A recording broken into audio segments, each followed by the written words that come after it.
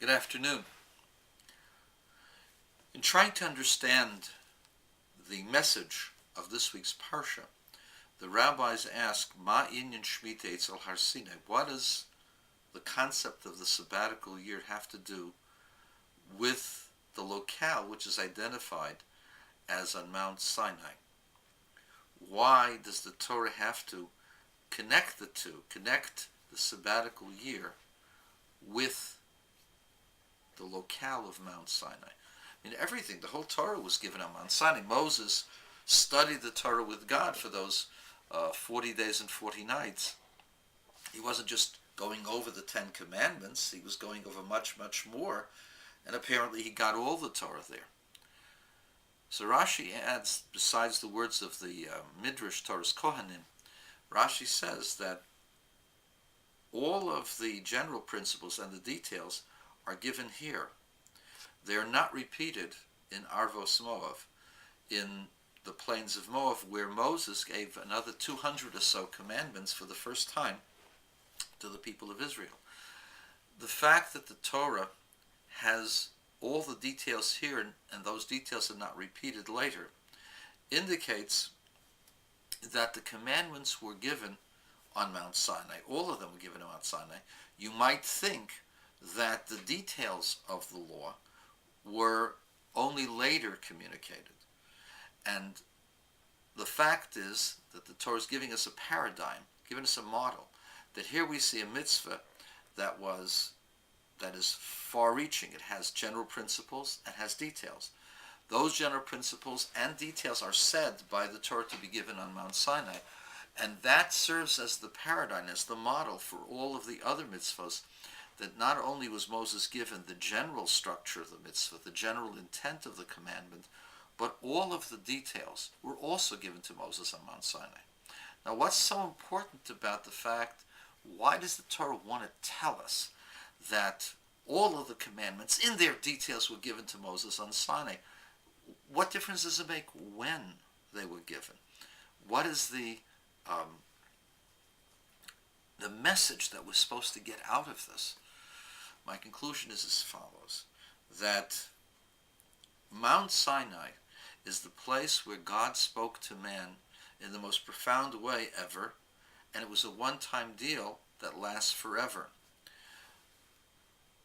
If the Torah was only given in its general manner on Mount Sinai, and the details were to be worked out later, one could then make the mistake and say that what's important are only the general principles. The details are not so important, because the details actually were worked out later depending upon the minds of people. Instead, the Torah tells you that all of the details of the mitzvot, down to the nitty-gritty, the last final details that comes into the Jewish books of law, the Rambam and the Shulchan Aruch, all of those details were given to Moses on Mount Sinai, meaning that they all have the same power, the same authority.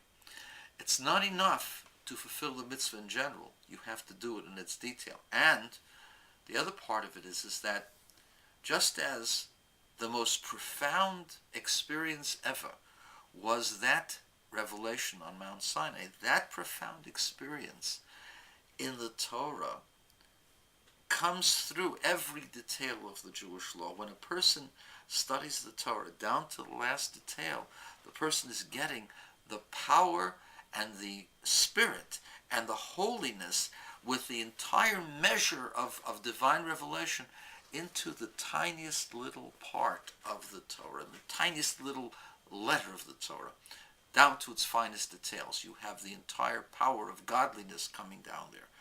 On top of that, the reward of fulfilling the Torah is on the highest level possible, just as the giving of the commandment comes from the highest level possible.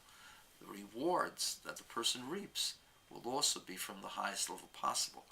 So the reason for identifying Mount Sinai is to identify for us that every aspect of Torah has within it the greatest measure of holiness, the greatest measure of revelation. and that this will be channeled to us while we're doing the mitzvah, while we're studying the Torah. And this will also be the channel through which we receive our rewards. We should not think that there's different levels of connection to God. They're all the same levels, just different details of those connections. Just like the human being is composed of many different parts. The human being is one. So too, one life, one energy. So too, all of the energy of the Torah comes to every aspect of the Torah because they were all given to us on Mount Sinai. That's the first approach. Second approach is a different approach. One has to understand that the Torah wants us to become a certain type of person. The Torah wants us to recognize God in a particular way, in the most profound way. And the question is, how can we recognize God as God is? For God is unknowable. And so the Torah tells us that the mitzvahs were given to us on Mount Sinai.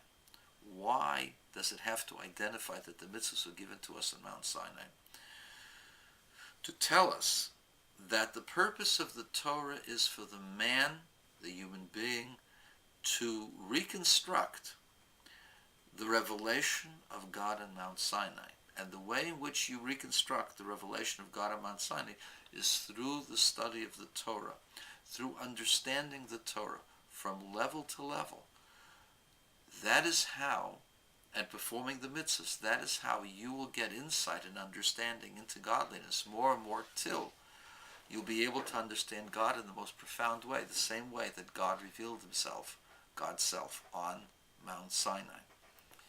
So the second level, which is the second level of understanding of Torah, which is inspiration, is to realize that the mitzvahs of the Torah, the commandments of the Torah, are meant to elevate man's knowledge of God, and that you can reach and reconstruct the revelation on Sinai through the performance of the mitzvahs and through God, the study of the Torah. The third approach, which is transformation, isn't that we are connected to the most profound level there might be, or that we can elevate ourselves into understanding God as God is on the highest level of humanity. The third dimension in understanding the Torah is that God gives us the ability and the tools to recreate our own Mount Sinai. That through doing the mitzvot and through studying the Torah, we actually transform our world into a holy mountain. The idea of a holy mountain, as was discussed before, is to take the physical and raise it up as high as one possibly can. And on that mountain, God reveals God's self. So too, we are given the power through the commandments to take all of life, all of our personal feelings and all of our personal experiences, and make from those experiences and those activities that we're involved in the world, to make from those mundane activities, make from them a mountain and elevate them. So the purpose of Bahar Sinai is to tell us that by working the land, by fulfilling the mitzvot according to the way God tells us, we actually reproduce Mount Sinai in the world. We make the world into a Mount Sinai where God self can actually be revealed. There's a totally different perspective. We transform the world. We don't just get connected to God. We don't just elevate ourselves to understanding God. No. We actually transform the world into a place for God.